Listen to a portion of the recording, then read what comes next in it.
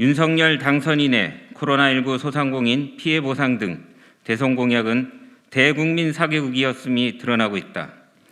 대통령 선거 후 2달도 안 되어서 공약 파기가 줄을 잇고 있다. 윤석열 당선인은 대선 기간 내내 소상공인 손실보상 50조 원을 입에 달고 살았다.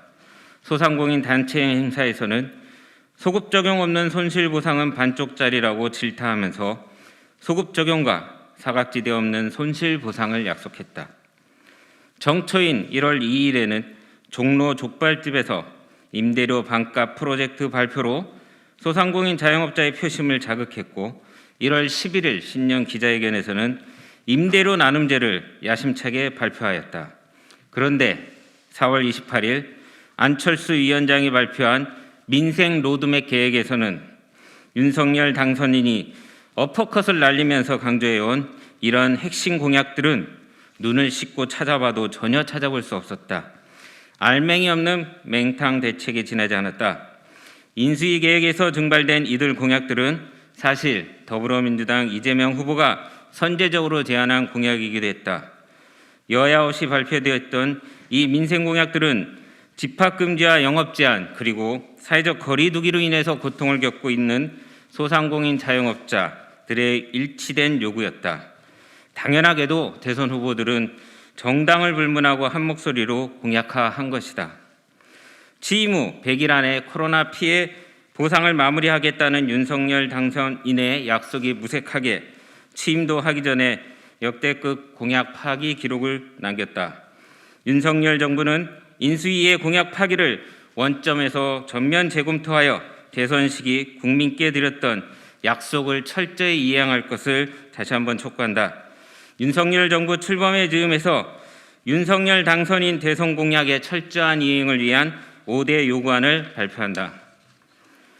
윤석열 정부 코로나 손실 보상 등 공약 이행 촉구 5대 요구안. 첫 번째, 윤석열 정부는 대선 1호 공약으로 소상공인 자영업자 손실 보상을 위한 50조 원의 재정 자금 확보를 공약한 바 완전한 손실 보상을 위한 재정 지원 규모와 재원 확보 방안을 조속히 공개하라. 두 번째, 윤석열 정부는 명확하게 손실 보상의 소급 적용 입장과 사각지대 해소 방안을 구체적으로 밝혀라. 세 번째, 윤석열 정부는 인수위가 언론을 통해 공개한 코로나 채무로 고통받고 있는 소상공인 자영업자 문제 해결을 위한 배드뱅크 설립 이행 방안을 즉각 밝혀라. 네 번째, 윤석열 정부는 대선 시기 기존 대출금에 대한 만기를 충분하게 연장하겠다고 공약하였으므로 엔데믹 이후 민생 회복 시기까지 소상공인 채무 만기 연장과 상한 유예와 채무 조정 계획을 구체적으로 밝혀라. 마지막 다섯 번째, 윤석열 정부는 1월 2일과 11일 야심차게 발표한 한국형 임대료 반값 프로젝트, 한국형 PPP와 임대료 나눔제 이행 계획을 즉각 밝혀라. 이상의 5대 요구안은 윤석열 정부의 공약 이행 여부를 판별하는 시금석이 될 것이다.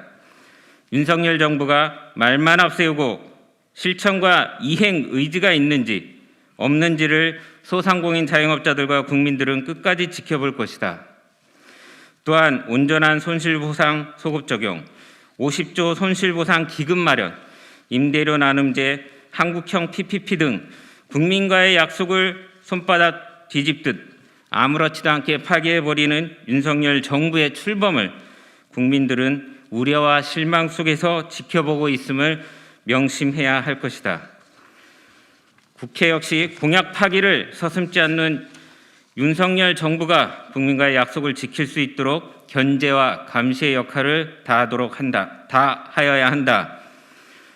그리고 소상공인과 자영업자의 피해 회복과 자생력 강화를 위해 국회 차원의 특단의 대책을 마련하여야 한다. 이를 위해 코로나 민생 신속 회복을 위한 국회 특별위원회 구성을 여야 지도부에게 제안한다. 비록 방역 규제가 대폭 완화되었지만 코로나 대유행 시기 회복하기 어려운 경제적 충격을 당한 소상공인과 자영업자의 경기 회복은 더딜 수밖에 없다. 저 멀리 터널 끝 밝은 빛이 이제는 보이지만 거기까지 도달할 여력이 우리에게는 없다는 소상공인과 자영업자의 절규가 있습니다. 공동체의 안전을 위해 희생한 소상공인 자영업자들이 더는 버티지 못하여 쓰러지고 있다. 대선도 끝났고 코로나도 끝나간다고 우리 모두를 위해서 희생한 이들을 나 몰라라 하는 것은 무릇 국가의 도리가 아님을 윤석열 정부는 똑똑히 명심해야 할 것이다. 2022년 5월 9일 더불어민주당 원내 민생부대표 국회의원 이동주. 고맙습니다.